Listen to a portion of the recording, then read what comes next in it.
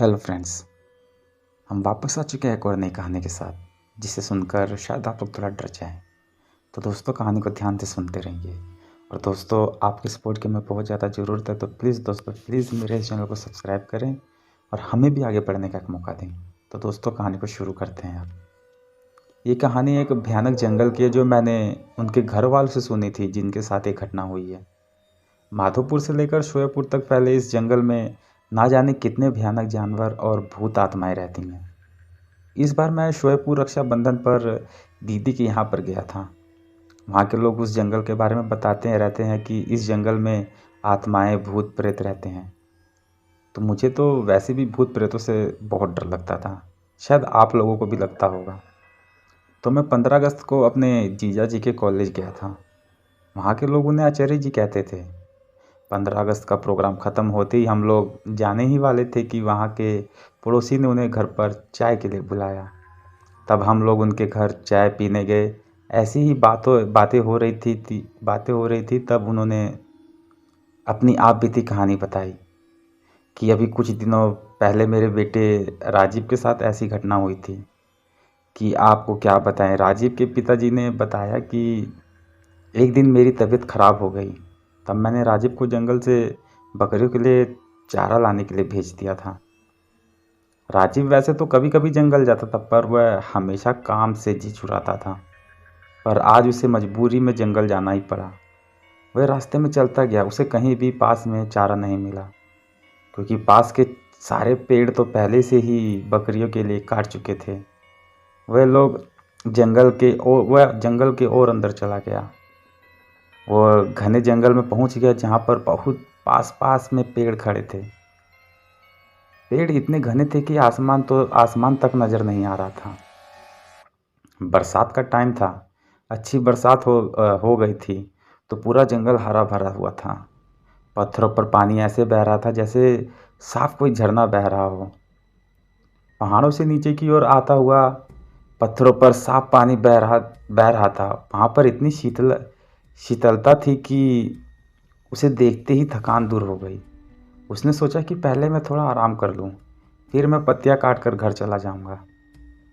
थोड़ी थोड़ी देर ही हुई थी कि थोड़ी देर ही हुई थी उसे सोते हुए कि उसने सपना देखा कि वह चारे के चक्कर में बहुत दूर आ गया है और वहाँ रास्ता भूल गया।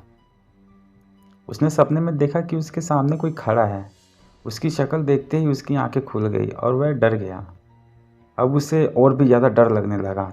अब चारा तो काट रहा था, पर वह अपने सपने की बात याद कर कर बहुत ज़्यादा घबराया हुआ था। उधर सूरज भी ढलने वाला था। उसके हाथ दूर दूर तक किसी की भी कोई आवाज़ नहीं सुनाई दे रही थी। वह जल्दी जल्दी पत्तियाँ काट रहा था कि उसे कोई आपस में बात करते हुए एक आवाज़ सुनाई दी। उसने सोचा कि कोई आदमी होगा, तो मैं उसी के साथ घर चला जाऊंगा। उसने जल्दी से पत्तियाँ बांधी और वह आवाज़ आ रही थी उधर की ओर चल दिया। पास पर उसने ये ध्यान नहीं दिया कि वह आया किधर है और जा किधर रहा है।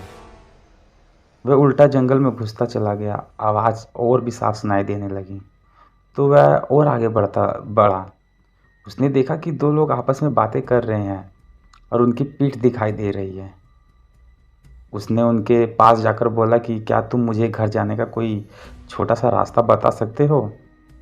इतना उसने कहते ही वो दो लोग उसके सामने से ऐसे फुर्र हुए कि वहाँ कोई था ही नहीं। उनके गायब होते ही उसके पसीने छूट गए और वह बेहोश हो गया। जब उसे होश आया तो वह क्या देखता है कि वो सपने वाला आदमी उसके सामने खड़ा है। बड़ी बड़ी लाल आंखें, दांत बाहर निकले हुए, ऊपर से नीचे तक इतना भयानक कि वह डर गया और पागल सा होकर भागने लगा। उसने देखा कि एक भालू उसकी ओर भागता हुआ आया और उसके ऊपर झपटा। उसे लगा कि अब वह नहीं बचने वाला। उसके तो होश ही उड़ गए। वह एकदम से बैठ गया और वह भालू ऊपर से निकल कर नीचे गिरते ही वह एक आदमी बन गया। उसके गाल पिचके हुए थे, हाथ टेढ़े थे और पैर उल्टे। ये लंबी दाढ़ी और दांत होठ कट कर बाहर निकले हुए। राजीव तो बस उसे देख रहा था, पर उसके होश ठिकाने नहीं थे। वह वहीं पर गिर पड़ा। इधर घर वालों को चिंता हो रही थी कि अंधेरा हो गया है, राजीव अभी तक क्यों नहीं आया। उसके बड़े भाई ने कहा कि अभी आता आता ही होगा। सब लोग जब इंतज़ार करके थक चुके थे तो रात के 10 बज चुके थे। अब उसके भाई को लगा कि शायद कुछ तो गड़बड़ है। कुछ लोगों ने कहा कि चलो ढूंढते हैं, क्या पता इतने बड़े जंगल में कहाँ क्या हो जाए। सब लोग लाठी भाला टॉर्च लेकर उसे ढूंढने के लिए निकल पड़े। उसका भाई अपाहिज था, वह एक पैर से चलता था, इसलिए उसके पिताजी ने कहा कि बेटा तू यहीं रह, अपनी माँ और बहन के पास, हम लोग जाते हैं, कुछ खबर होगी तो हम बताएंगे। पूरी रात जंगल में ढूंढते हो गई, पर उसका कुछ भी पता नहीं चला।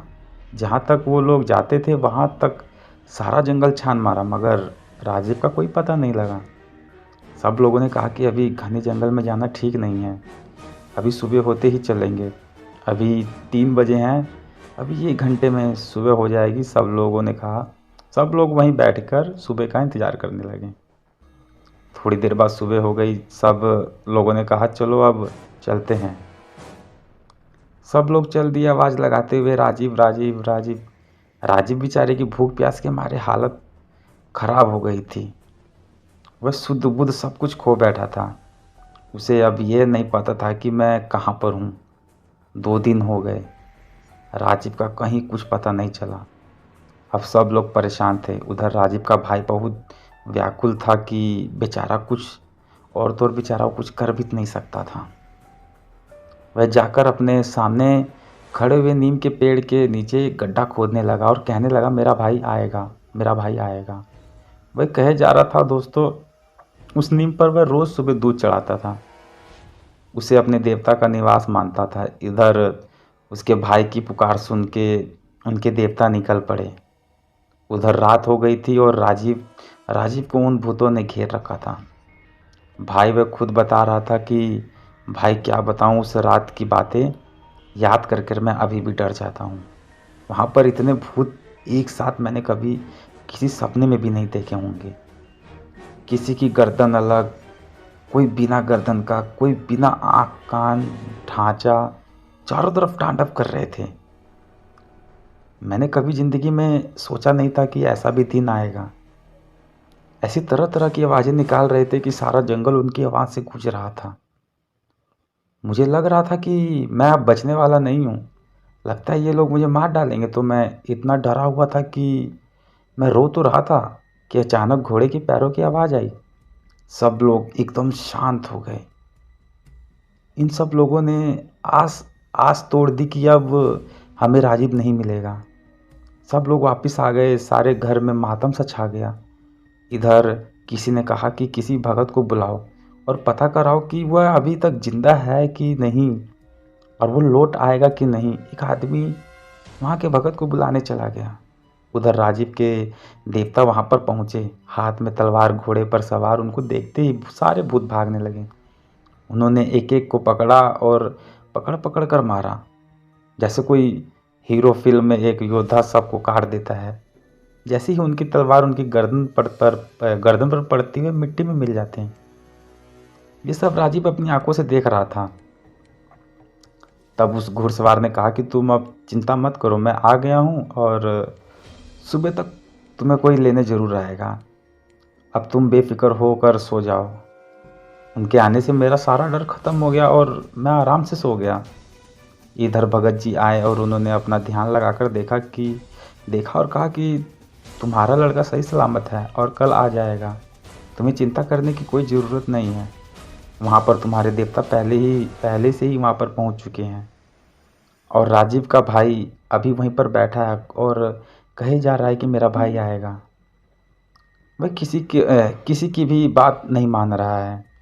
जो भी उसे वहाँ से उठाने के ओर जाता है उसे ढकेल देता था। सुबह उसकी आँख खुली तो वहाँ पर एक आदमी आया और आदमी ने उससे पूछा कि तुम कहाँ से आए हो और कहाँ जाना है, मैं तुम्हें घर तक पहुँचा देता हूँ। और वह अपनी साइकिल पर बिठाकर उसे उसके घर पर छोड़ दिया। घर वालों को देखकर वह ऐसा रोया कि वो बेहोश हो गया। 3 दिन का भूखा प्यासा कमज़ोर हो गया था। फिर उसे अस्पताल ले गए, वहाँ 2-3 दिन बाद बस सब कुछ ठीक हो गया। तो दोस्तों कहानी को अब यहाँ पर ख़त्म करते हैं। प्लीज़ दोस्तों कमेंट कर कर बताना कहानी आप लोगों को कैसी लगी, और वीडियो को पूरा देखने के लिए धन्यवाद, और अब मिलते हैं अगले वीडियो में।